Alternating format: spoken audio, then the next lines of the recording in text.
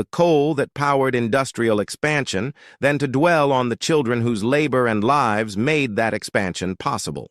The Breaker Boys have been disappeared from memory not through accident, but through a kind of collective choice to forget what we'd rather not remember about ourselves.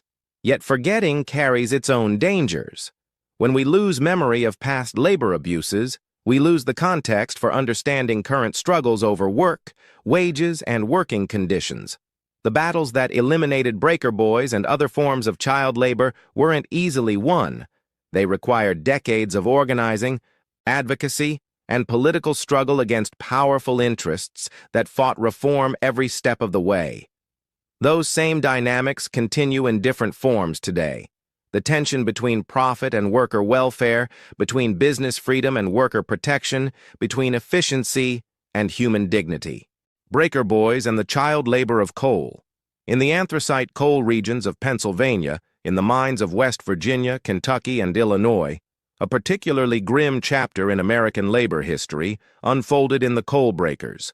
Massive industrial structures where coal was sorted and processed.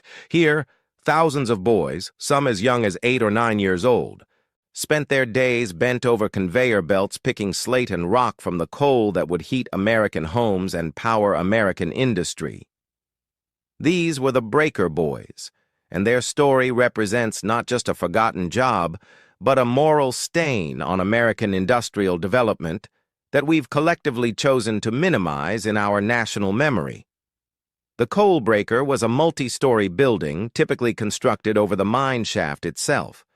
Coal came up from the underground mines and was fed into the breaker, where a series of crushing rollers broke it into pieces of marketable size. The crushed coal then traveled down long chutes past rows of wooden benches where the Breaker Boys sat. Their job was simple, but brutal. Pick out the pieces of slate, rock, bone, and other impurities from the flowing coal, letting only clean coal pass through to be loaded into railroad cars.